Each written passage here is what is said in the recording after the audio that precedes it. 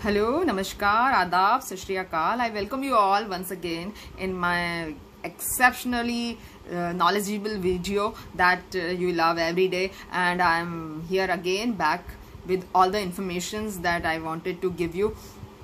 Video थोड़ा सा लंबा अगर हो जाता है तो आप प्लीज़ उसको अंत तक देखिए, क्योंकि हर बार हर 5 मिनट के बाद में 10 मिनट के बाद में मैं आपको नई इन्फॉर्मेशंस देती हूँ। जैसा कि मैंने आपको पहले भी कहा है और फिर से कहती हूँ कि मेरे वीडियोस देखने के लिए आपको थोड़ी सी सेंसिबिलिटीज़ और थोड़ा सा सेंसिटिविटी का इस्तेमाल करना पड़ेगा, और आपको जानने के लिए बहुत ज़्यादा कंपलसरी हो जाता है कि किस तरह से हमारे देश में और दुनिया में खबरें चल रही है और एक्चुअल में खबरें होती क्या है।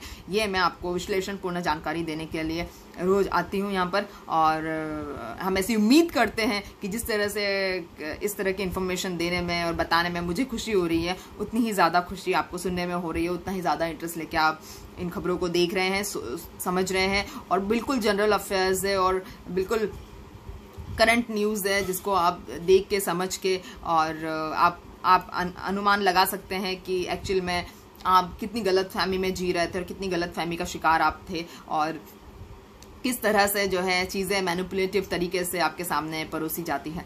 तो शुरू करते हैं। सबसे पहले बात करते हैं कि हमारे देश में तालाबंदी के बाद में जो मॉनिटोरियम का पीरियड लगा था, मॉनिटोरियम मतलब आप आपकी किस्त को जो है 1-2-3 महीने बाद या हमारी भारत सरकार ने उसके बाद में शायद 6 महीने का भी मॉनिटोरियम पीरियड रखा था। तो इसमें आप जो आपकी किस्त भरने के लिए आपको कंपलसरी नहीं होता है, आप जो किस्त है वो 6 महीने बाद भी आप भर सकते हैं। लेकिन अभी सुनने में आ रहा है और बहुत सारे लोग कंप्लेन कर रहे हैं कि बैंकें जो है वो बहुत ज़्यादा इंटरेस्ट लगा रही है किस्तों पे। जो लोगों की जॉब चली गई है, जहाँ पर लोगों की नौकरी के लिए लेटर मिल रही है कि कल आपको अगले महीने से या कल से नौकरी पे आने की ज़रूरत नहीं है, और बहुत सारे लोग जो है बेघर हो गए हैं, बहुत सारे लोग जो है अपने जिस शहर में वो कमाते थे वहाँ से छोड़ के दूसरे शहर में उनको जाना पड़ा अपनी फैमिली के पास में लॉकडाउन में, वो किस्तें ही नहीं भर पा रहे हैं, तो वो इंटरेस्ट कैसे भरेंगे बैंकों का। तो ये बहुत बड़ा मुद्दा जो है चल के सामने आ रहा है,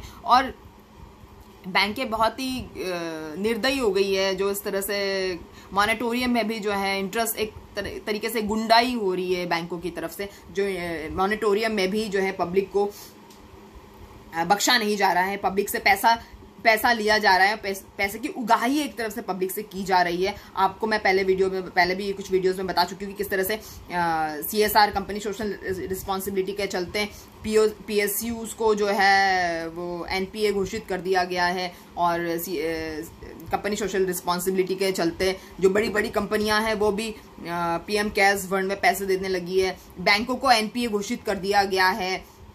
बड़े बड़े उद्योगपति जो है बैंकों को बहुत ज़्यादा, मतलब 2020 तक देखेंगे तो हम लोग जो है 76% का बैंक फ्रॉड हुआ है। 76% का बैंक फ्रॉड जो है वो 2019 और 2020 में हुआ है बैंक फ्रॉड, जो सारे उद्योगपतियों के द्वारा किया गया है।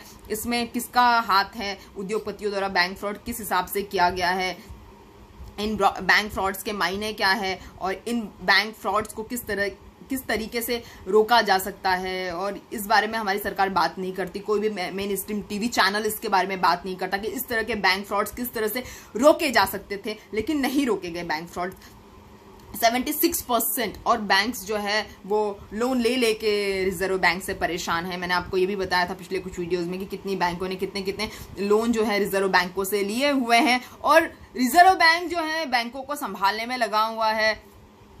मैंने आपको जो हमारे वाधवा ब्रदर्स का केस बताया था यस बैंक के मामले में, कि किस तरह से उन्होंने DLF हाउसिंग के लिए उन्होंने 3700 करोड़ का जो लोन लिया, और फिर राणा कपूर की फैमिली को 400 करोड़ रुपए जो है रिश्वत के तौर पे दिए गए, और राणा कपूर अंदर भी थे।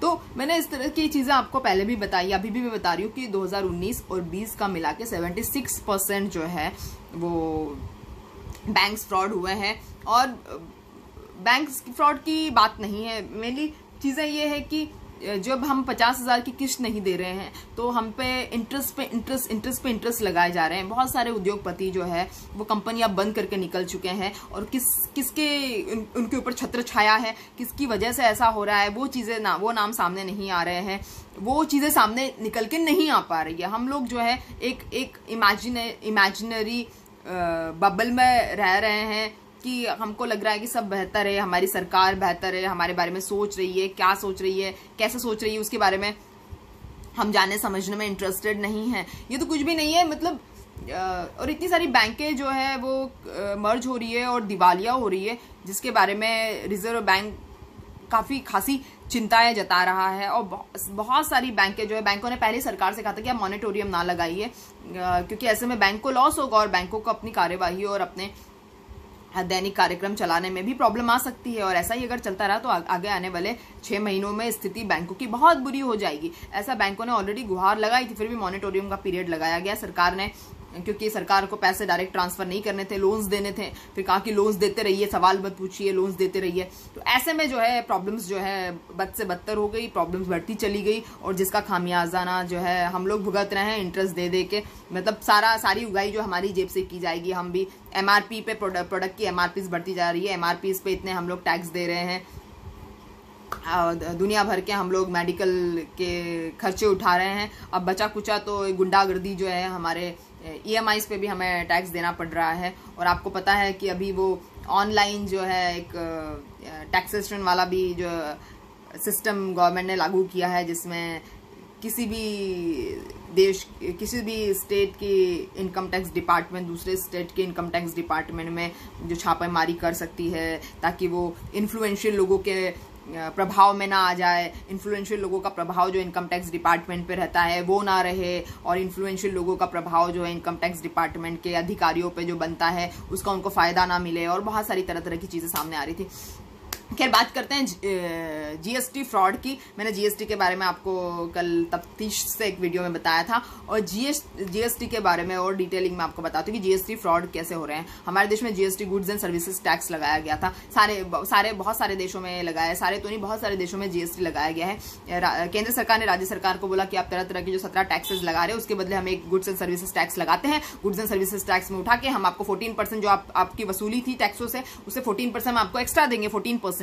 ऐसा उस समय अरुण जेटली जी फाइनेंस मिनिस्टर थे, लेकिन ऐसा हो नहीं पाया। अब जो है केंद्र सरकार ने राज्य सरकारों को पैसा देने से मना कर दिया, कंपनसेशन देने से तक मना कर दिया है। तो अब जो है चीजें बद से बदतर हो गई है, और GST के जो वेबसाइट है उसमें काफी सारे आंकड़े सामने आए हैं। ये बताया कि GST के चलते जो है, मतलब 1 जुलाई 2019 में GST लागू हुआ था, तब से लेके मतलब GST जब से आया है तब से जो है 1.19 लाख का, मतलब 1,19,00,000 करोड़ रुपए का जो है फ्रॉड जो है सामने आया है, और जो बहुत ही बड़ा फ्रॉड है। 1,19,000 का जो फ्रॉड है, बहुत बड़ा फ्रॉड जो है GST में सामने आया है, जो GST की वेबसाइट पे है। और जिसमें से मैं आपको बता दूं 29,000 करोड़ की ही उगाही जो है, वसूली जो है की जा चुकी है। मतलब सारा पैसा जो है गया, मतलब हमारी मेहनत की कमाई जो बैंकों में थी, हमारी मेहनत की कमाई जो सरकार के पास टैक्स के रूप में आती है, वो मतलब सारी चली गई। और तो और जो उद्योगपति है उन्होंने शैल कंपनीज बना के, फर्जी कंपनीज बना के, जो मजदूर गरीब तबका है उनकी एक फर्जी कंपनियों के आधार पर उन्होंने जो है इस तरह के GST के फ्रॉड किए। और फर्जी कंपनियां लगभग हर शहर में और हर स्टेट में फर्जी कंपनियां, शैल कंपनियां जिसको हम कहते हैं, वो बनाई गई है। और 2019 का जो 2018 का लाल किले से जो भाषण प्रधानमंत्री मोदी जी ने दिया था, उसमें कहा था कि जो शैल कंपनियां हैं उसको जो है रोकने के लिए हमने ऐसे काम किए, वैसे काम किए, लेकिन शैल कंपनियां बनना जो है वो बंद नहीं हो पाया। और आंकड़े कुछ ऐसे बताते कि 2018 से ही इस तरह का प्रोसेस जो स्टार्ट हो गया था, 2017 में GST आने के बाद में। और उद्योगपतियों को इतना ज्यादा टैक्स GST के चलते देना पड़ता था कि हमारे यहाँ पर ये चीजें एडजस्ट नहीं हो पाई, जैसे पाकिस्तान में और दूसरे देशों में एडजस्ट हो पाई है। हमारे यहाँ पे GST नाम का ये जो पैतरा है वो मोदी सरकार का चला नहीं, और उद्योगपतियों ने फ्रॉड करना ही अपना मकसद समझा, अपना काम समझा, और उन्होंने फ्रॉड किया क्योंकि वो मजबूर थे फ्रॉड करने के लिए। उनको फ्रॉड करके ही उनको शायद अपने बिजनेस की ग्रोथ समझ में आ रही थी। उसके बाद में उद्योगपति को जो कैश रिजर्व जो दिया गया था उसके चलते भी जो है मार्च महीने में बैंकों के एनपीए आए और ये बताया गया है कि एनपीए में 1.5 गुना जो है बैंकों के एनपीए में वृद्धि हो गई। और जो उद्योगपति को कैश रिजर्व जो दिया गया था वो कैश रिजर्व का इस्तेमाल जो उन्होंने उनको कैश को रिजर्व कर लिया, अपने घर में रख लिया और कैश को जो है दूसरी कंपनीज में नहीं लगाया और कैश को कंपनी के डेवलपमेंट में नहीं लगाया गया। ये बात भी सामने आ रही है। उसके बाद में हम देखेंगे कि 712 करोड़ का जीएसटी फ्रॉड जो है भुवनेश्वर में हुआ है, उड़ीसा में। और उसके बाद में जो मतलब फर्जी कागजी कंपनियां बनाएगी, कागजी कंपनियां सिर्फ जो कागज पर है कंपनी, जहाँ पे कोई जाता नहीं है, जहाँ पे कोई उत्पादन नहीं हो रहा है, जहाँ पर मतलब सिर्फ ये कागजी और फर्जी कंपनियां हैं। उसके बाद में ये मतलब 2018 की बात है जो 712 करोड़ का भुवनेश्वर में हुआ था फ्रॉड। उसके बाद में 212 करोड़ का जो फ्रॉड है वो फिर से उड़ीसा में एक जगह पे हुआ है। ये 2020 की बात है, मार्च 2020 की बात है। उसके बाद में 294 करोड़ का फ्रॉड जो है वो फिर से उड़ीसा में किया गया अप्रैल 2020 में। उसके बाद में गूगल सर्च करने पे आपको पता चलेगा कि अनुराग ठाकुर जी ने बताया था कि ऐसा कुछ नहीं है और ये जीएसटी में कोई फ्रॉड व्रॉड नहीं है और जो फ्रॉड कंपनीज है उसके बारे में हमने लिस्ट निकाली है, कोई फ्रॉड नहीं है। शायद अनुराग ठाकुर जी ने ये सारे आंकड़े जो हैं जीएसटी की वेबसाइट से पढ़े नहीं या गूगल सर्च से पढ़े नहीं थे। तो फिर उसके बाद में हम देखेंगे कि 3200 करोड़ रुपए का जो फ्रॉड है जीएसटी का वो पूरे तमिलनाडु से निकल के सामने आ रहा है। मतलब अब बता दो कि 1200-1300 करोड़ का फ्रॉड जो है सिर्फ भुवनेश्वर से आ रहा है ना, 1400 करोड़ के आसपास, 1400-1500 करोड़ के आसपास। 3200 करोड़ का जो फ्रॉड है वो जीएसटी फर्जी कंपनी के बारे में वो तमिलनाडु से चल के सामने आ रहा है। और 3 कंपनियां जो है उसमें 600 करोड़ की टैक्स चोरी कर रही है पंजाब में। और बताया जा रहा है कि जो जीएसटी की जो एंट्री होती है, डिजिटल एंट्री के लिए जो जीएसटी जाना जाता है, वो एंट्री ही नहीं की गई थी। और पंजाब के बहुत सारे ऑफिसर्स जो है वो ऑलरेडी मिले हुए थे कंपनीज के साथ में और जो भी माल बाहर जा रहा था पंजाब से उनकी एंट्री ही नहीं थी, वो तो जीएसटी कलेक्शन का सवाल ही नहीं उठता। उसके बाद में 23 जुलाई को जो है अहमदाबाद मिरर की एक रिपोर्ट के हिसाब से गुजरात में जो है 173 करोड़ रुपए का जो है बैंक जो जीएसटी फ्रॉड जो है पकड़ा गया। जीएसटी का मतलब पैसा जो है कंपनी ने रोक लिया या फर्जी कंपनी बना के रोक लिया या जो भी नुकसान दिखा के या जो भी है जीएसटी का इस तरह से नाजायज फायदा हमारे यहाँ के उद्योगपति उठा रहे हैं और जिनके कर्ज भी माफ किए जाते हैं, मगर किसानों के कर्ज माफ नहीं किए जाते हैं हमारे देश में। आप देखिए कितनी बुरी व्यवस्था है। उसके बाद दिल्ली में 23 कागजी कंपनियां सामने आई है 2019-20 में, और भी होंगी जो सामने नहीं आ पाई है।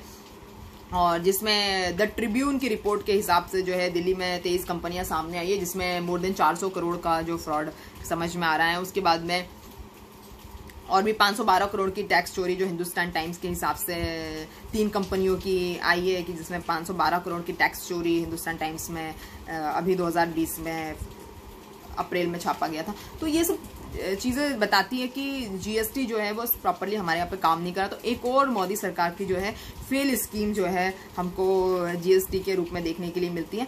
और फिर भी सरकार जो है लगातार जो है अभी 44 बार अमेंडमेंट्स कर ली है, लगातार अमेंडमेंट करके लगातार जो है पीछे पड़ी हुई है कि जो है हमारा जीएसटी सही है और जीएसटी बेस्ट है, देश के लिए अच्छा है। शायद ये एक देश को लूटने की नई तरकीब जो है मोदी सरकार ने लगाई है। मैंने आपको बताया था कल के वीडियो में किस तरह से मोदी सरकार ने सच में जनता को कोरोना के नाम पे बेच दिया है और ये अनटाइमली लॉकडाउन लगा के कोरोना के नाम पे बेचने में मोदी सरकार जो है हमारे देश को लगी हुई है।